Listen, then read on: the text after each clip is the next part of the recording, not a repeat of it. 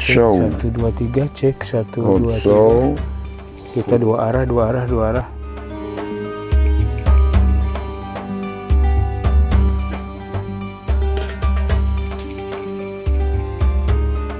Tes. Cek.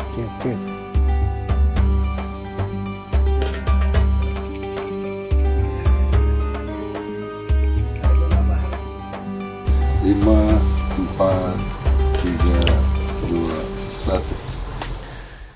Bismillahirrahmanirrahim. Assalamualaikum warahmatullahi wabarakatuh. Para pemirsa Ngopi TV, pada kesempatan memasuki bulan Ramadan, sengaja seperti biasa kita akan tampilkan edisi khusus Kunuzul Hikmah yang terbit setiap Ramadan. Pada tahun-tahun sebelumnya kita sengaja mengungkap sesuatu yang bersifat keseharian, dan mudah-mudahan itu bisa menjadi nilai tambah dalam kita mengarungi bulan Ramadan. Dan pada edisi khusus sekarang ini kita berada di studio Tribun Jabar, sengaja ingin memfokuskan mengungkap sisi profesi dari media yang ada hubungannya dengan masalah keseharian, tetapi dikaitkan dengan hal-hal yang sifatnya relevansi dengan dakwah. Apa saja yang akan kita ungkap? Alhamdulillah pada kesempatan pertama ini kami ditemani dengan dua narasumber. Izin nanti kami mau mengungkap beberapa hal yang sifatnya profesi Bapak, sehingga kami bisa menjadikan nilai tambah bagi para pemirsa Ngopi TV. Yang kedua, narasumber kita tidak asing lagi, Bapak Kiai Miftah Fauzi Rahmat. Melihat stelanya, beliau memang benar-benar seorang ulama, seorang agamawan yang bisa kita jadikan sebagai mudah-mudahan ada semacam petunjuk lah kira-kira kalau seandainya media bisa jadikan dakwah dan kemudian bisa menyatu dalam sebuah kehidupan, sehingga bukan hanya sebagai penulis tapi sebagai ibadah dan dapat pahala, Pak. Begitu ya, mudah-mudahan gitu ya. Ada beberapa hal yang kita akan ungkap. Yang pertama mungkin profesi jurnalis di bulan suci Ramadan, Pak Riz ya. Ini kira-kira kalau misalkan dalam pandangan Bapak sejauh ini, media kalau misalkan kita kaitkan dengan peran sebagai dakwah keagamaan itu seperti apa begitu ya? Kira-kira apakah nanti bisa mengurangi independensi daripada jurnalis itu sendiri, atau kira-kira memang harus semacam kewajiban begitu, kan ada beberapa etika ya. Kita aja langsung silahkan, Pak. Baik, terima kasih. Saya ingin menjelaskan ya bahwa pekerjaan seorang jurnalis atau kerja jurnalistik begitu ya, ini sebenarnya bisa di setiap kesempatan itu ada nilai dakwahnya. Nilai dakwahnya. Hampir di setiap kesempatan. Di dalam semua peristiwa apapun itu di dalamnya insya Allah ada sisi dakwahnya ya. Katakanlah misalnya sebagai contoh yang barangkali saat ini sedang populer ya. Misalnya kasus longsor atau peristiwa longsor di Cisarua, Kabupaten Bandung Barat gitu ya. Jadi media atau wartawan yang melakukan liputan langsung di lapangan itu tidak hanya sekedar menuliskan what happened gitu, apa yang terjadi. Kalau peristiwa longsornya saya kira semua orang akan tahu di situ. Tetapi di situ ada nilai dakwah dan juga ibadah yang bisa dilakukan oleh seorang wartawan. Di antaranya ketika misalnya kemudian seorang wartawan datang ke area pengungsian ya, kemudian di situ mengabarkan kepada pembaca bahwa di situ ada pengungsi yang membutuhkan katakanlah selimut, kemudian obat-obatan ya dan sebagainya, sehingga pembaca merasa tergerak untuk melakukan sesuatu, berempati sehingga ikut turut serta merasakan beban berat sehingga mereka mau berbagi gitu ya. Jadi kan apa yang kita lakukan di situ kalau dalam bahasa agama itu disebut sebagai ajakan amar ma'ruf gitu ya, mengajak kebaikan gitu ya. Sehingga dari apa yang kita lakukan meliput dalam hal ini itu memberi ruang kepada pembaca untuk juga beribadah. Baik, terima kasih. Ini mungkin ya yang merupakan bagian dari dakwah dan bernilai ibadah begitu ya, ketika menyampaikan sesuatu dengan fakta yang benar. Yai barangkali bisa berikan masukan atau semacam rambu-rambu dalam agama lah barangkali ya, ketika kita atau pemirsa yang akan menjadi wartawan dalam tanda kutip pemula atau kemudian menulis berita dan sebagainya agar menjadi sebuah ibadah, itu kira-kira trik-trik apa yang harus kita lakukan ya, karena ternyata profesi jurnalis itu sangat-sangat dibutuhkan, sangat-sangat bermanfaat kepada orang banyak. Ya, baik, terima kasih Pak Kardi, Pak Kis, terima kasih banyak ini. Juga saudara sekalian rahimakumullah. Pertama-tama izin kami semua mengucapkan selamat bulan suci Ramadan. Mohon maaf lahir batin, mohon sertakan kami dalam doa-doa. Beliau tadi menyampaikan kalau profesi jurnalis itu ibadah dan dakwah. Sebetulnya ada satu lagi, yaitu jihad. Lebih tinggi. Jihad, betul. Ya. Karena sekarang ini misalnya di dunia ada gerakan kepada ini yang terjadi di Palestina, itu ada gerakan stop killing journalist gitu ya. Jadi rupanya misalnya Israel itu ada beberapa jurnalis Palestina yang gugur, yang syahid. Jadi mereka betul-betul berada di jantung ini ya peristiwa, sehingga mungkin disasar secara khusus. Sehingga di dunia ada gerakan stop killing journalist. Misalnya untuk pembelaan terhadap Palestina itu, misalnya tidak yang disasar, ini ya kita berbincang santai begitu ya. Misalnya yang disasar mungkin disasar juga, tapi tidak sampai seperti para jurnalis. Ada mungkin para ulamanya, ada tapi yang banyak jatuh korban itu justru para jurnalis, karena mereka menyuarakan benar-benar nasib yang terjadi di sana ketika berhadapan dengan ada media-media yang beliau sampaikan tadi kredibel, tapi boleh jadi ada media-media yang sudah mainstream. Mungkin nanti boleh ditanyakan ke beliau ini, kalau misalnya, atau saya yang bertanya izin ini Pak, misalnya kalau media itu katakanlah dalam tanda petik ada kepentingan tertentu gitu Iya, betul.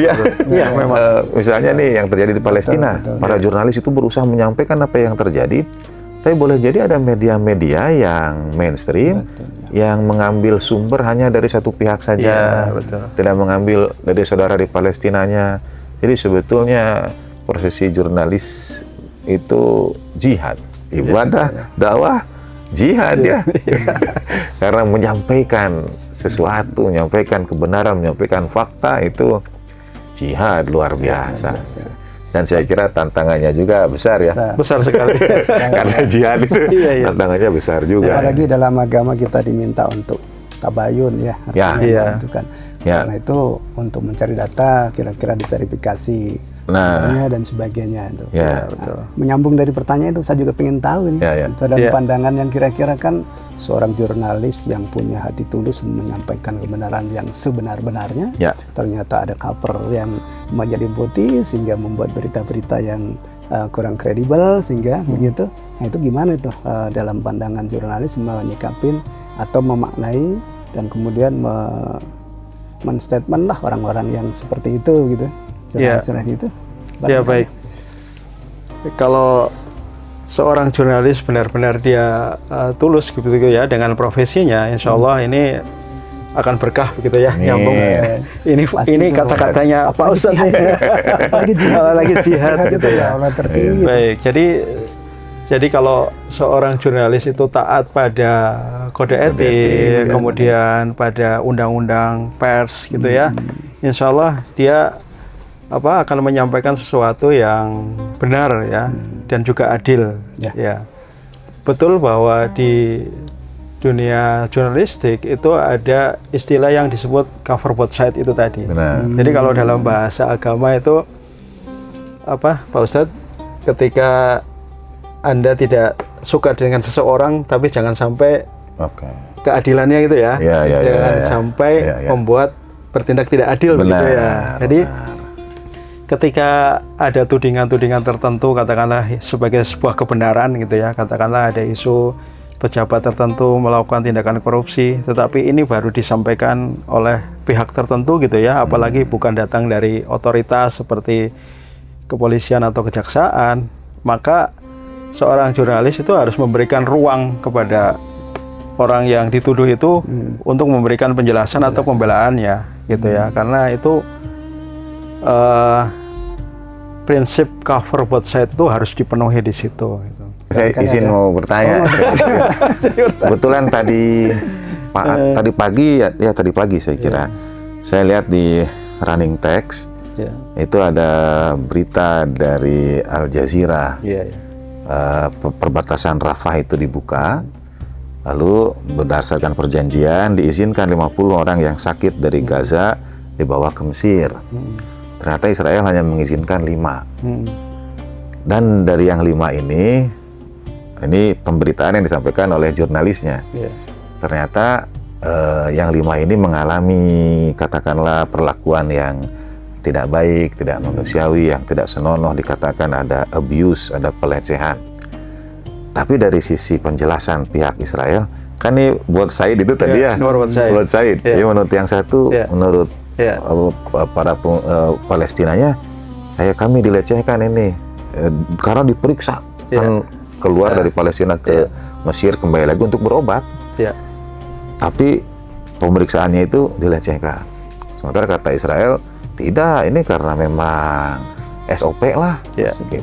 Nah itu bagaimana itu ya mengetahui gimana? Atau cukup menyajikan dua sisi saja biar pemirsa yang mengambil kesimpulan atau bagaimana? Betul. Ya, jadi jurnalis itu berada di tengah ya, prinsipnya itu berada di tengah ya. Kemudian ketika ada satu pertimbangan yang dari sisi kemanusiaan sangat besar gitu ya, ya bisa juga framing atau sudut pandang itu ke sisi yang mana. Nah tentu sisi yang kita lihat itu yang tadi saya jelaskan itu pada kepentingan publik gitu ya. Nah katakanlah untuk isu yang disampaikan Pak Kiai itu ada abuse atau pelanggaran pelecehan itu ya, ya itu mungkin bisa jadi satu angle di situ bahwa ada korban di situ. Nah kita sebagai jurnalis kan tidak tidak diperbolehkan untuk begitu percaya begitu saja terhadap pengakuan seseorang. Betul. Betul. Apalagi kemudian ini ada tudingan ke pihak lain, sehingga pihak lain pun perlu diberikan ruang untuk juga memberikan penjelasan, sehingga nanti pembaca yang akan mengambil kesimpulan dari dua cerita ini gitu. Nah, kira-kira begitu. Ya, makasih. Ini karena ada hubungannya dengan yang tadi Pak Kardi tanyakan, ayat Al-Hujurat 6 itu, wahai orang yang beriman, kalau datang kepadamu orang fasik membawa berita, maka tabayunlah. Sebetulnya ini ada dua hal. Sebelum kewajiban tabayun itu, di situ ada syarat kalau yang datangnya itu orang fasik. Kan sebetulnya Wa'inja'akum fasikun. Jadi bukan setiap orang siapa saja kalau datang lalu kita terima informasinya atau kita tabayuni. Bukan setiap saja, misalnya ada guru kita datang, ada paman kita datang. Apakah selalu harus kita tabayunkan? Dalam ayat Al-Quran itu yang kita tabayuni itu adalah orang fasik. Dan orang fasik itu ayat-ayat Al-Quran menjelaskan siapa saja yang disebut fasik. Fasik beda dengan munafik, diistilahkan khusus. Ada munafik, ada mukmin, ada fasik. Nah fasik ini kalau dirunut dengan ayat-ayat Al-Quran lainnya, ciri-ciri orang fasik itu adalah menyalahi janji, atau berbuat kerusakan di muka bumi, memutuskan silaturahmi, berbuat kezaliman. Nah saya kira kalau kita mengetahui ada orang-orang yang melakukan tadi dosa-dosa ini, dia masuk kategori fasik itu, dan beritanya mesti ditabayuni ya. Kalau ada kelompok yang jelas-jelas berbuat kerusakan di muka bumi, nah lalu datang bawa berita, nah ini harus betul. Jangan buru-buru diterima. Orang fasik itu kredibilitasnya dipertanyakan. Betul. Persis betul. Kira-kira hal-hal apa yang bisa dibagikan kepada kami atau Yeah. pemirsa, barangkali Yeah. pengalaman yang terbaik atau tantangan-tantangan terbesar Baik.